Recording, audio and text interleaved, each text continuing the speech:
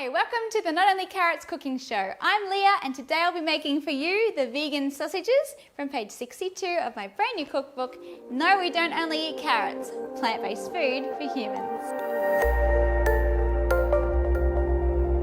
To begin with, the vegan sausages are going to be prepared and then steamed to cook them, and then we will be frying them afterwards. So make sure you've got all of those different pieces ready before you go. You'll also need to make sure you have a strong blender that can pulse those seeds and form a meal out of those. And also you'll need to prepare some alfoil or aluminium foil, aluminum if you're in the States, and that's what we will be wrapping our sausages in. So let's get started. What we need to do first is get these seeds. We have 1/3 cup of sunflower seeds, 1/3 cup of flax seeds, and 1/3 cup of sesame seeds. And we're going to blend them up in the Thermomix today. If you have a standard blender, you just pulse them until they are nice and ground up. We'll be milling these on speed 8 for 5 seconds.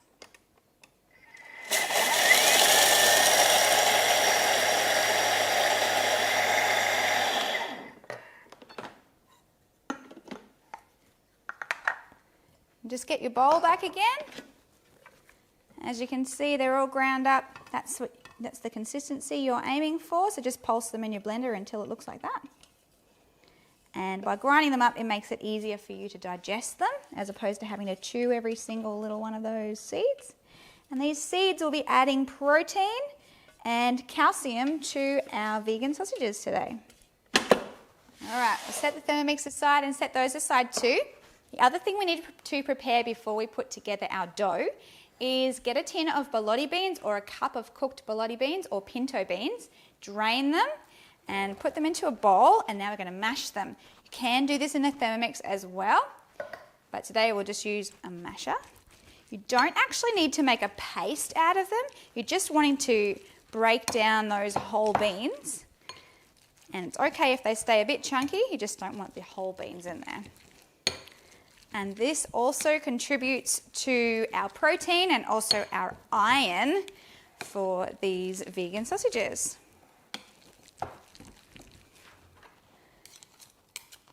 Use your spoon to scrape off any extra bits that don't want to come off.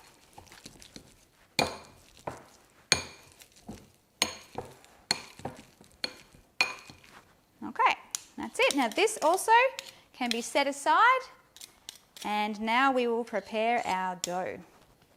So you need quite a large mixing bowl for this one. We're going to put in 2½ cups of wheat gluten flour. So that's Vital Wheat gluten if you are in America. The gluten is actually the protein from the wheat grain.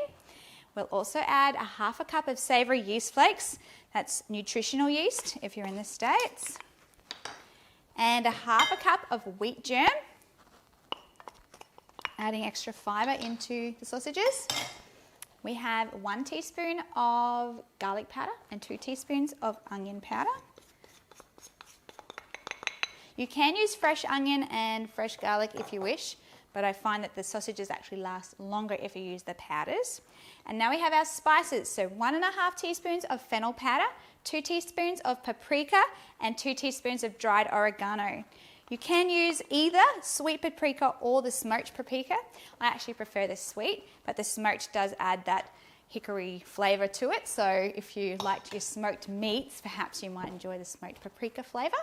And we'll stir together all of those dry ingredients. Use the back of your spoon to squish out any lumps. Occasionally, onion powder and garlic powder can have some lumps in there. And this is pretty good though.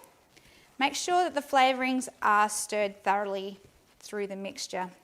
Just watch out because gluten flour is a bit puffy and it can puff up and get up your nose. Okay, now that all of those dry ingredients are in there, we are going to put together our wet ingredients. Don't be tempted to add them bit by bit, because once the wheat gluten actually gets any wetness on it at all, any liquid, it starts to hold together, and you don't want to do that until you're ready. So set aside the dry, and with your empty bowl you can now add in 2 cups of vegetable stock, veggie broth, When you're making up your veggie stock, some stocks are concentrated. So the one that I use today recommends 1 teaspoon for 2 cups, but I actually put in 2 teaspoons. I find it adds more flavor to the sausages. Add along to that 1/4 cup of soy sauce and also 2 tablespoons of olive oil. You can use the standard olive oil if you're not keen on the extra virgin flavour, but I like the stronger flavour. So 2 tablespoons of that. And you just want to stir that together. And we are going to add this now into the dry mixture along with the other ingredients. First we will stir in our meal because that's one of the dry ingredients. And then we will add the beans along with the oil and broth mixture. Once again, make sure that those seeds are thoroughly stirred into that mixture so you don't end up with half your sausages with all of them in there. We'll get our beans.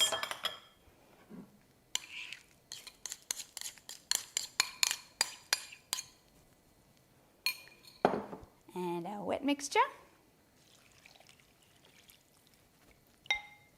And until we need to, I'll use a spoon, the wooden spoon.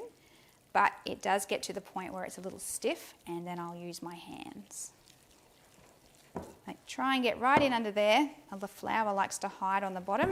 Make sure you get it all in. Try not to over stir it, because the more you move the gluten flour around, the firmer it gets. The texture will change. Some people really like that chewy texture, but I like mine chewy, but not break your jewelry. That's my new word for today. All right, so now I'll get in there with my hands, try and get those last little bits off the ground. I like to knead it for 1 to 2 minutes, just so that we do get some chewiness in there, but you'll start to feel when the mixture gets firm, and yeah, you don't want to keep going once it's at that point. Okay, we can actually do this on the bench. If you have seen our bread video, you can click below, we'll leave a link there. It's just kneading the same way as you do with the bread video, so folding over, pressing it forward with the palm of your hands, with the heel of your hands, and then spinning it. So spin, press, like this. Very similar to the bread. You can see those gluten strands starting to form. See how they start to want to hold together? And you know that it's on the way. Now it's starting to hold better, hold together better. And that's what you're going for. You want a ball that's going to hold together well, but not too stiff. I can hear my water boiling over there. All right, I'm going to clean my hands off, and now we'll shape those veggie sausages. Okay, this recipe makes 16 sausages, and these are 16 big sausages. If you have little kids, you might like to increase that number and make smaller, skinnier sausages. So what I do is I do 8 sheets of alfoil, and then I cut them in half.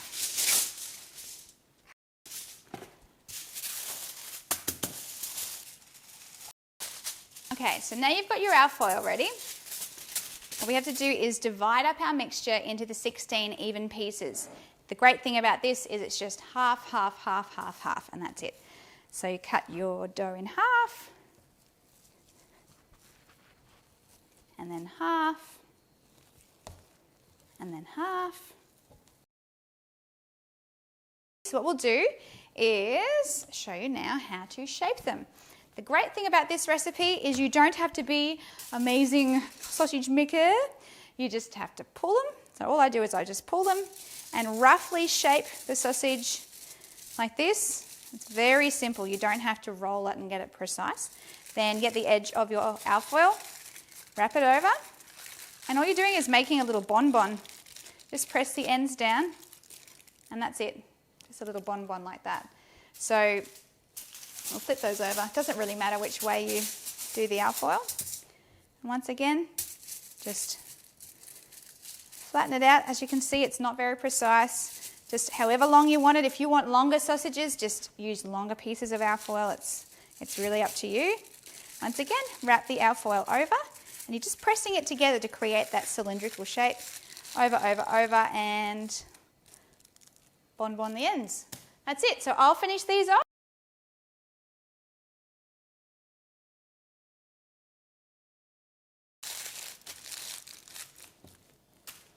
Okay, so there you go. We have all 16 sausages ready to go in the steamer. So all you do is just grab your steamer, and what I like to do is place them in there, making sure you leave the holes free, otherwise you'll be blocking off that steam and they won't cook. And I do 4, and then 4 across the top. And then if I can fit them, I'll do another layer. Sometimes you do have to double steam, so you'll steam one lot and then steam the next lot if they won't all fit. And after 40 minutes, just open one of the sausages, just the end, and check the texture. If it's still a bit soft in there, give it 10 more minutes. It does, of course, depend on the stove. I like to have mine on quite a high boil. Keep an eye on your water. You may have to add extra. And if you do add extra water, add it direct from the kettle so that it's already boiling, and that way you're not wasting cooking time by waiting for it to come back to the boil again. All right, so I'm going to pop these ones onto the stove. The sausages cook for 40 minutes over that steam, and then we'll head back and we'll fry them up and show you how they look at the end.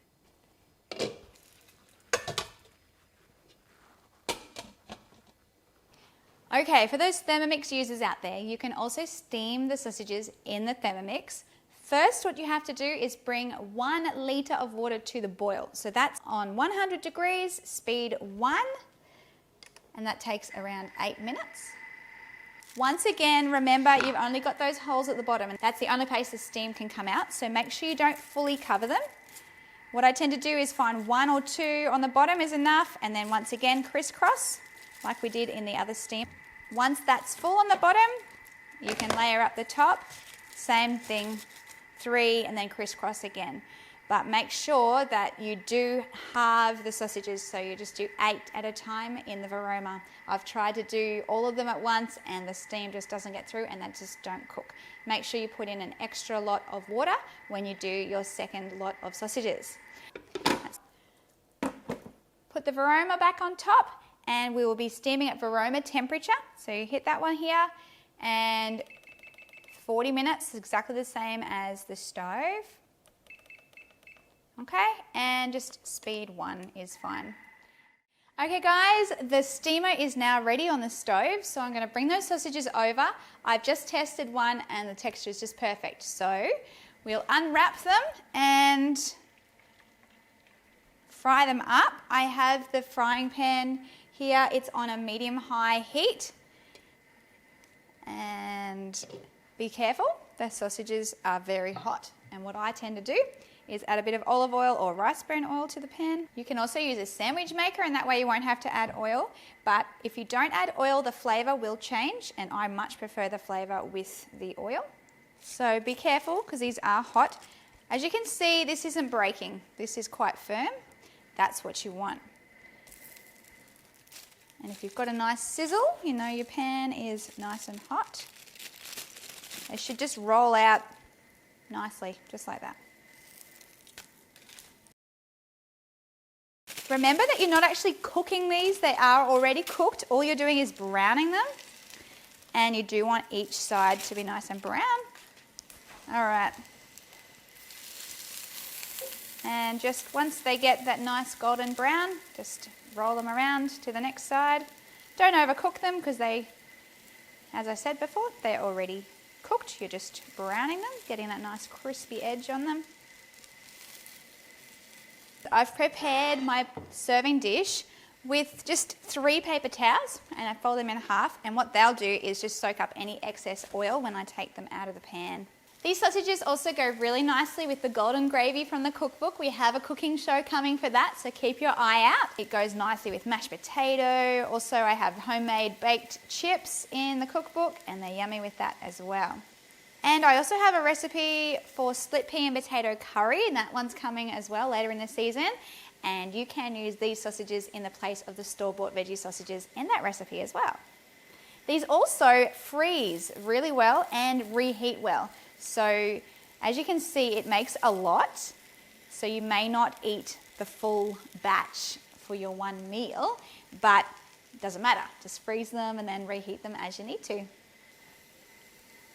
All right. So there you have it. Very easy vegan homemade sausages. Make sure you check out all of our other cooking shows, guys, and subscribe so you never miss out on a show. We have lots of vegan help shows as well, answering some frequently asked questions and giving you some hints and tips on how to make vegan life easier for yourself. We will see you again soon. Bye.